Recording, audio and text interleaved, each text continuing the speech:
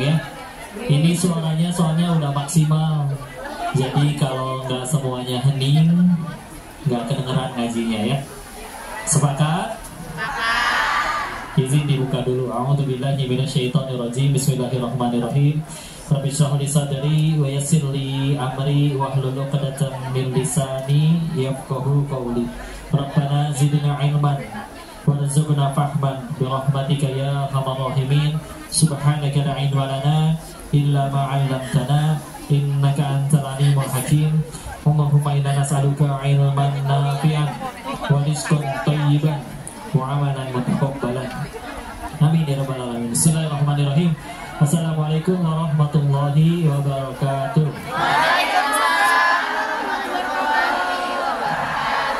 Alhamdulillah, alhamdulillahi rabbil alamin. Alhamdulillahilladzi anzala sakinata fi qulubil mu'minin liyazdadu imanan ma'a imanihim. Segala pujanya untuk Allah, kepada Allah, karena hanya dengan nikmatnya bisa kumpul di sini sehat semuanya, nggih. Amin. Sehat dompetnya? Sehat. Alhamdulillah. Cicilan aman cicilan? Ada. Aman. Punya cicilan. Yang paling penting sehat imannya ya. Amin. Alhamdulillah, dan salawat salam semoga selalu tercurah pada junjungan kita baginda Rasulullah Muhammad sallallahu alaihi wasallam beserta para keluarganya, sahabat-sahabatnya, dan semoga Allah istiqomahkan kita meniti sunnahnya insyaallah. Amin. Niatnya apa kesini?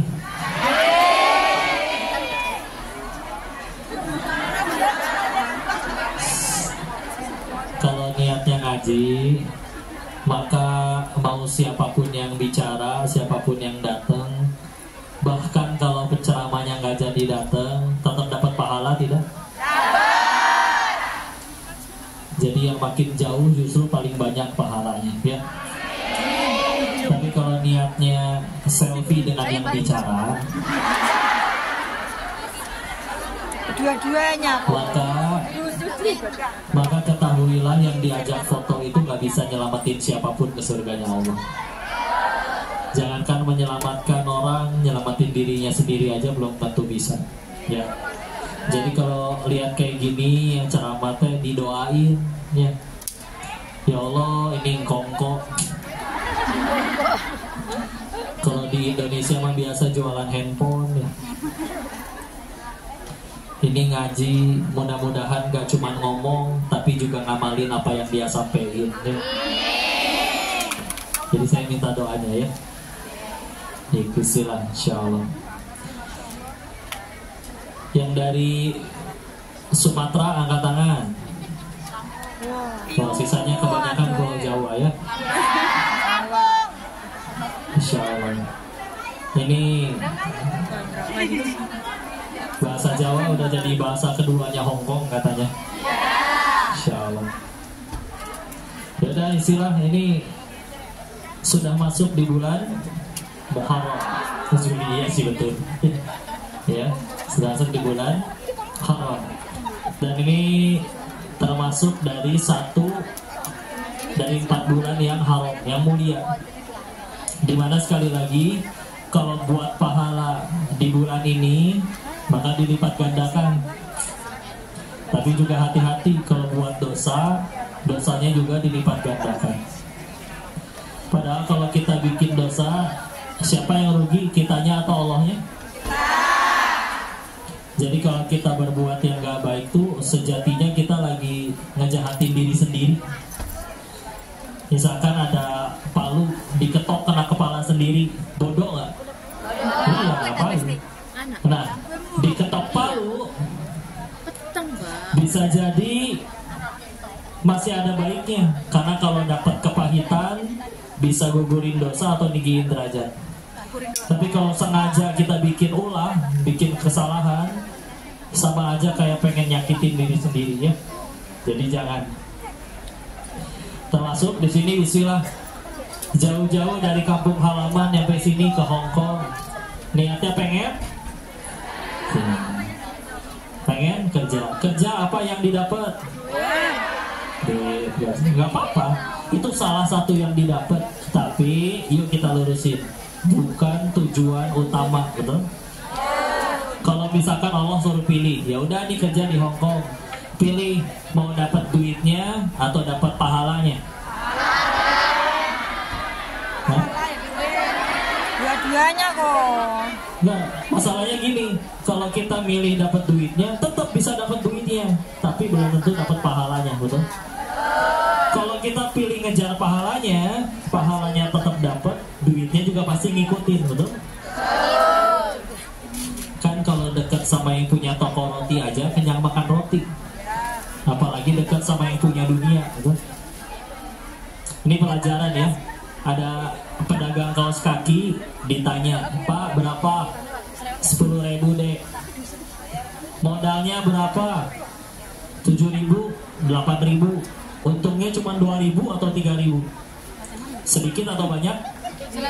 Sedikit kalau rupiah. Kalau Hongkong lebih banyak ya. Satu kaki 10.000 dolar. Insya Allah. Rupiah, ini rupiah. Ada yang nyeletuk, ngeledek. Pak, kalau pengen kaya jangan jualan kaos kaki, jadi koruptor aja, gitu katanya ya. Terus dijawab, kapan saya jualannya sukses? Bukan ketika laris terus kumpul uang banyak, tapi ketika saya jual kaos kaki dipakai oleh saudari saya sesama muslimah, terus saya kebagian pahala jariahnya. Nah itu dia, dapat pahalanya, duit ngikut. Karena kalau duit tuh patokannya gak harus banyak, tapi yang penting halal. Karena kalau udah berkah pasti cukup. Kalau banyak gak berkah belum tentu. Koruptor udah banyak belum uangnya, tapi gak cukup-cukup ya. Nyolong melulu jadinya. Tagihan. Jadi bukan tidak ada nikmatnya, mungkin cuma tidak ada syukurnya, betul? Yang selingkuh kadang cantikan istrinya daripada selingkuhannya, betul?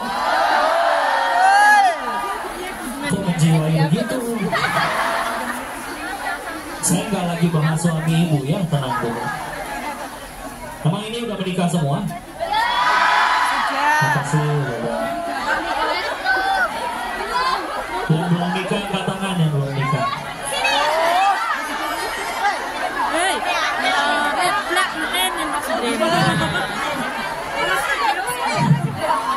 Tenang.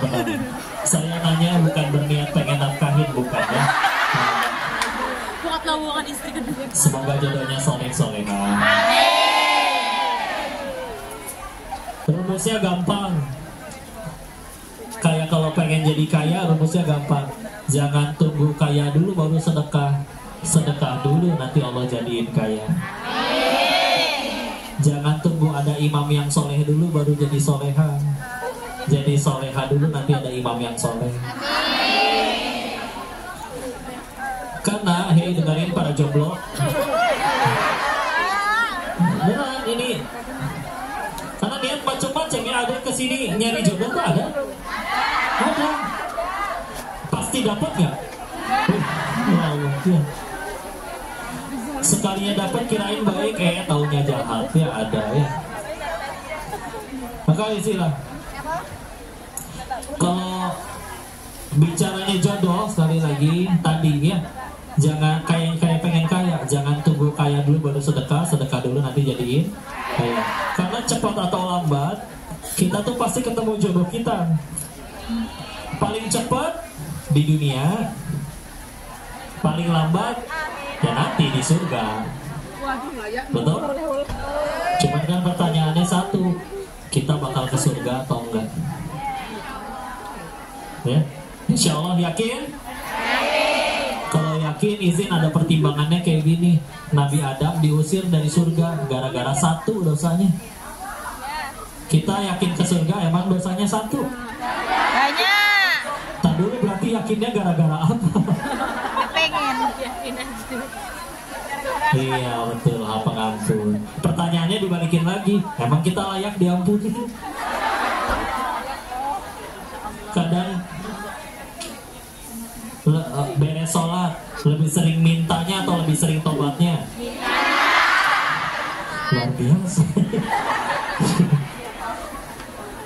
Lebih sering mintanya atau lebih sering syukurnya?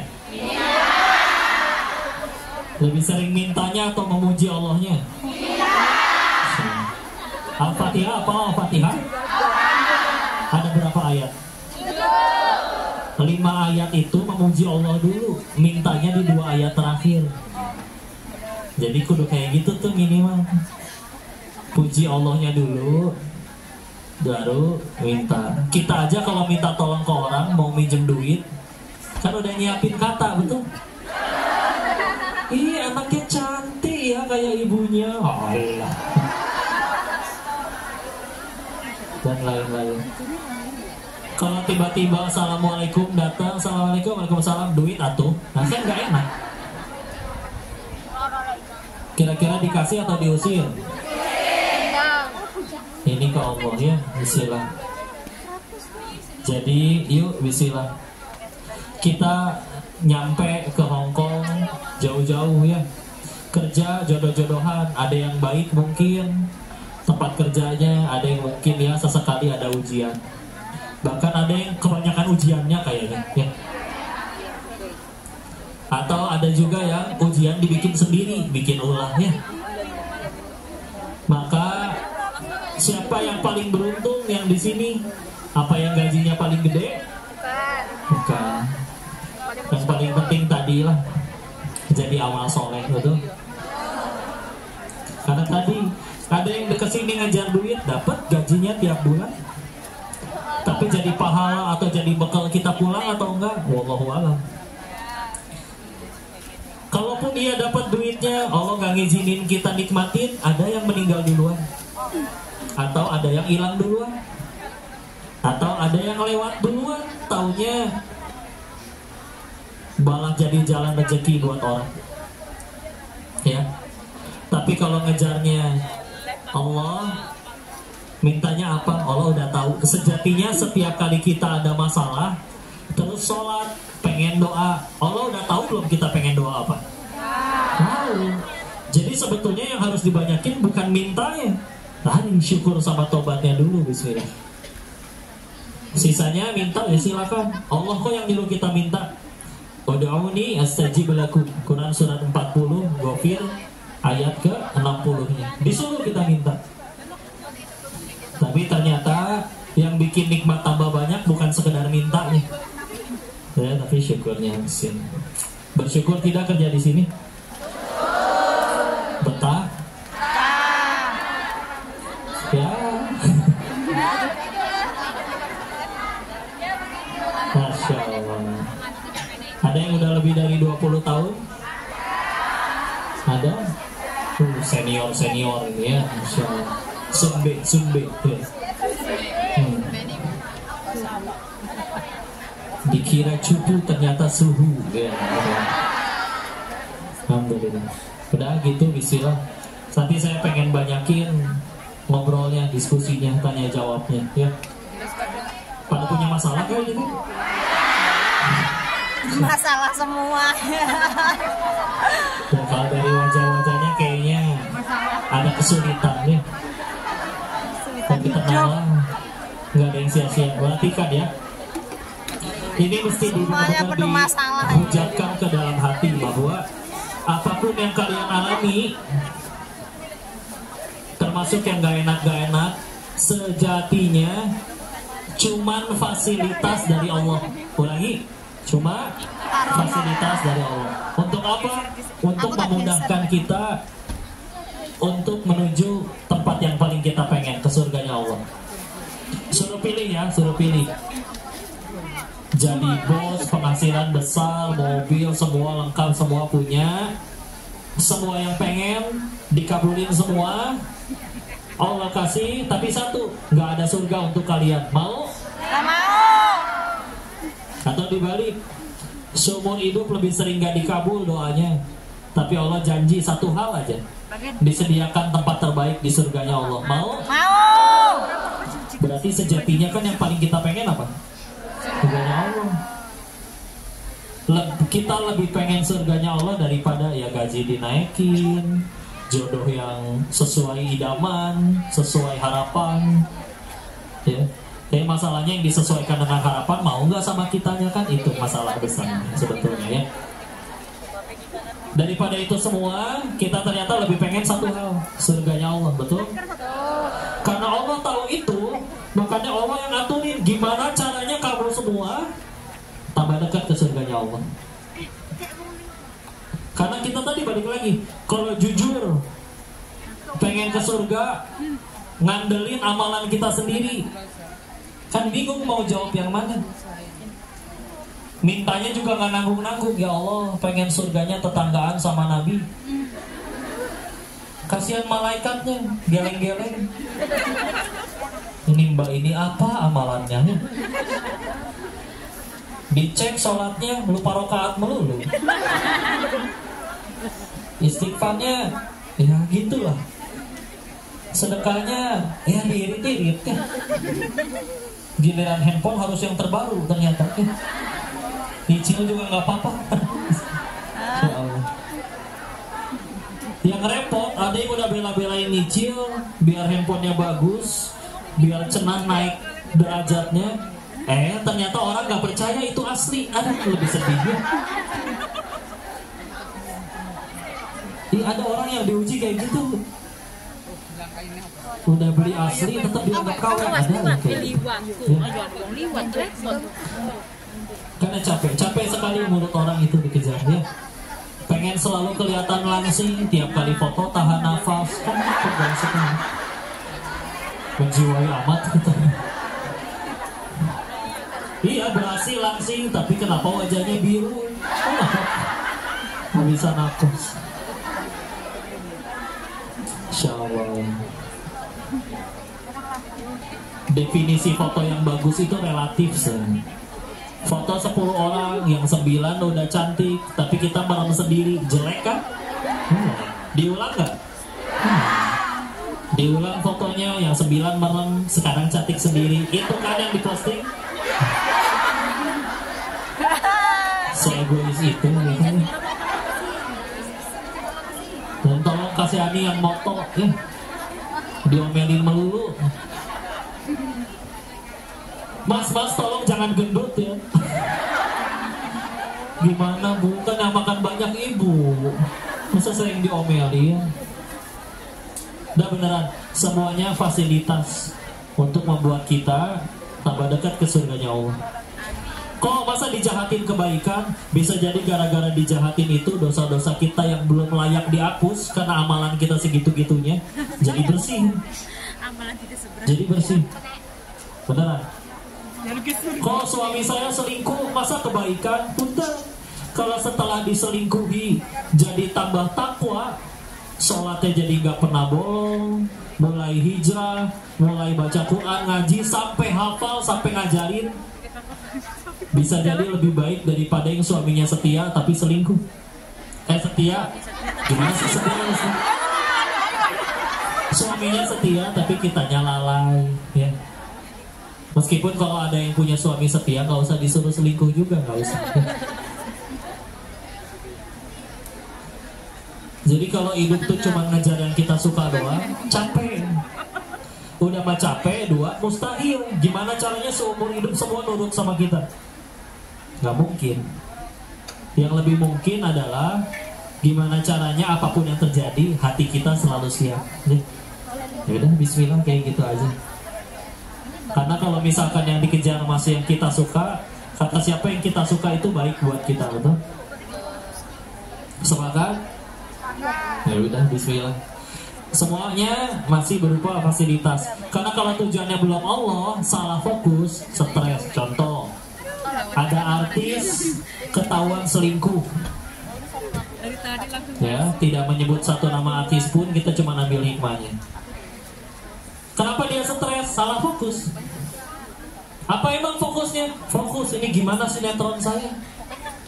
Gimana endorsan? Gimana followers pada kabur, unfollow semua? Begitu kan? Padahal yang harusnya dipikirin adalah gimana caranya gara-gara kejadian ini saya jadi diampuni Allah. Coba disuruh pilih, netizen kembali cinta tapi Allah belum ampuni karena gak tobat-tobat. Mau? Repot, musuhan sama Allah itu. Atau suruh pilih, netizen masih membenci, mencaci, tapi sudah Allah ampuni karena sudah taubat nasuha. Selamat, gak ada yang bisa mencelakai. Demi Allah, yang paling bahaya bagi diri kita itu bukan mulut orang, bukan dengkinya orang, bukan jahatnya orang. Yang paling bahaya buat diri kita tuh satu, dosa kita sendiri. Ulangi, apa? Dosa kita sendiri. Kalau terus-menerus dosa, nggak tobat-tobat, pilihannya cuma dua. Terus-menerus dosa, tidak tobat-tobat, pilihannya cuma dua. Satu, Allah buka aibnya.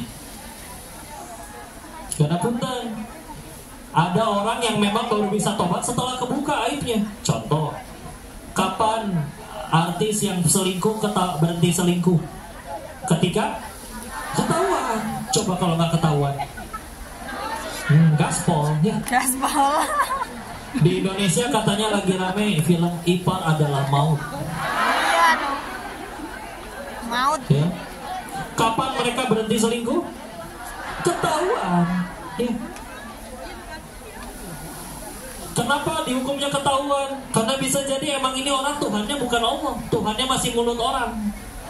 Jadi ketika orang yang dianggap Tuhannya mulutnya nggak memuji dia lagi, kebongkar aibnya, udahan.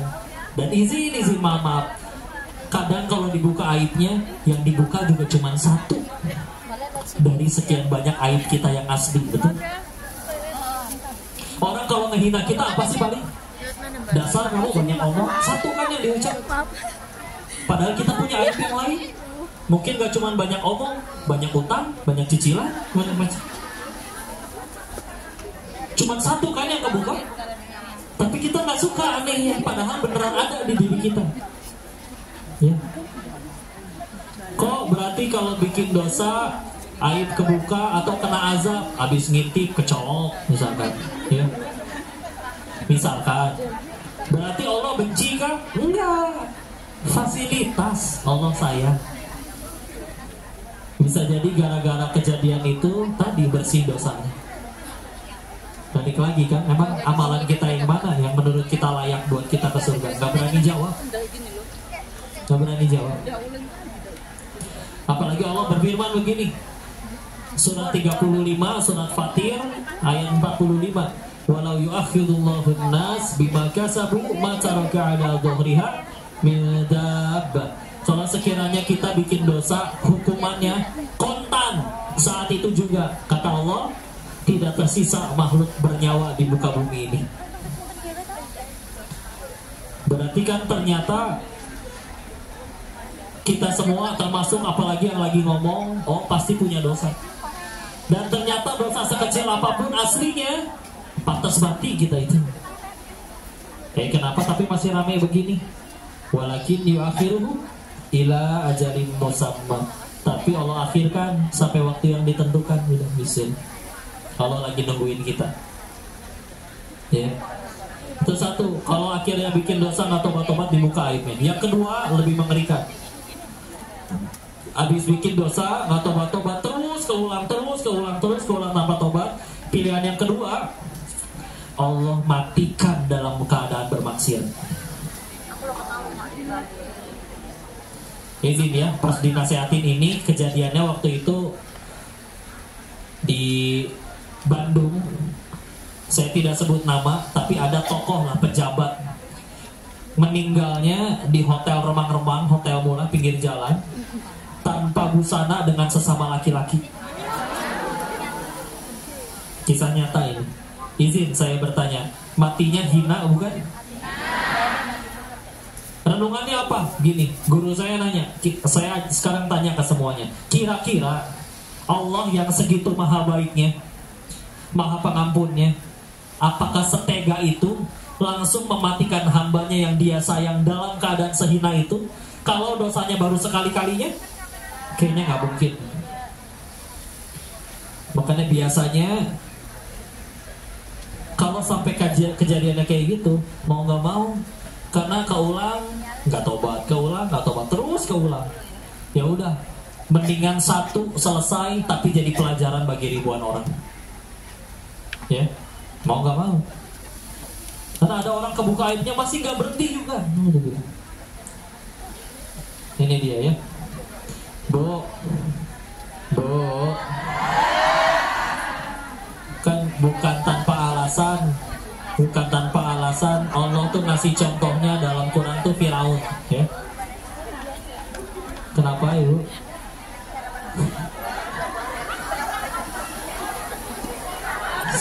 Saya harus pakai cadar kayaknya. Dah, ngaji lagi. Kenal Firaun, kenal? Kenal, punya WA-nya. Nih sengaja, perhatiin ya, ini hikmahnya ya. Kenapa Allah ngasih contohnya Firaun? Firaun ngelawan Allah, tapi raja iya, kaya iya, istri soleha, punya segalanya, hidup 400 tahunan, seumur hidup gak pernah sakit, seumur hidup gak pernah demam, seumur hidup gak pernah batuk. Coba ya, kadang kita nggak nurut sama Allah, kaya enggak, banyak utang iya, mulia belum, jadi raja masih jauh, jodoh boro-boro soleha, jomblo, kaya enggak, udah gitu.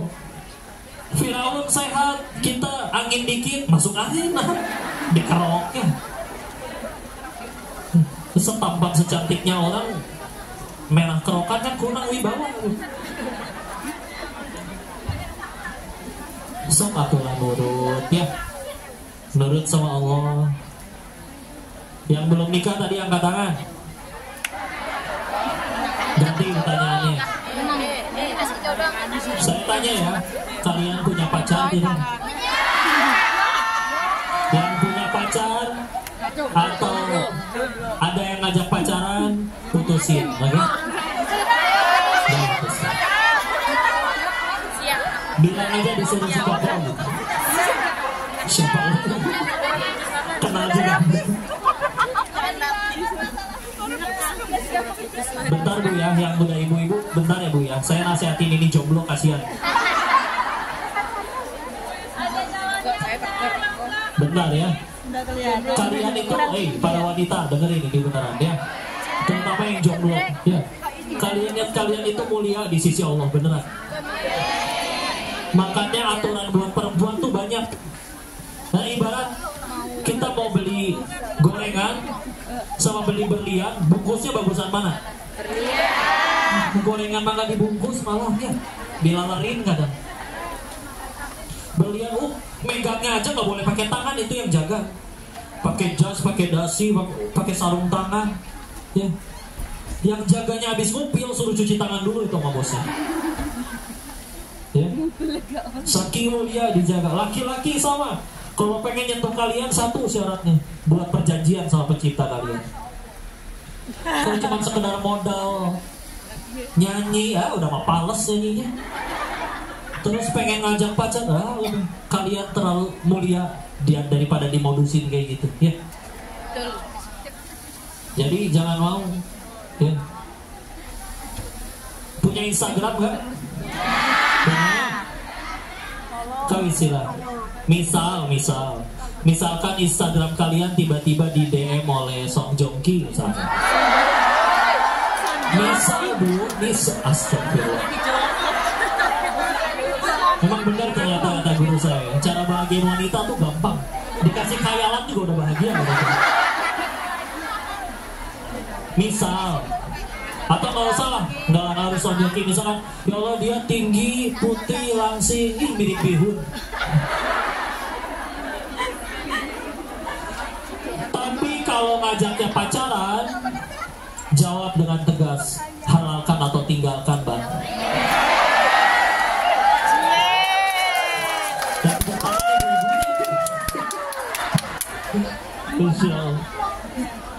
Beneran ya. Gini, soalnya kalau manusia saling mencintai, pasti pengen selamanya dengan orang yang disayang, betul? Masalahnya di dunia nggak bisa selamanya. Kalaupun akhirnya berdekatan pun, bisa terpisah, entah umur, entah macam-macam, ya. Nah, Allah udah nyiptain tempat khusus berbahagia, yaitu di surganya Allah. Terus kalau misalkan nanti ada yang ngakunya sayang, tapi nggak ngajakinnya ke surga, ngajakinnya malah ke Oyo misalkan. Nggak ada Oyo di sini mah. Nama hotel. Ya. Apapun itulah ya. Maka udah jelas berarti omong kosong. Ulangi. Omong kosong. Bullshit sih. Ada bahasa kantonnya nggak? Omong kosong. Hah?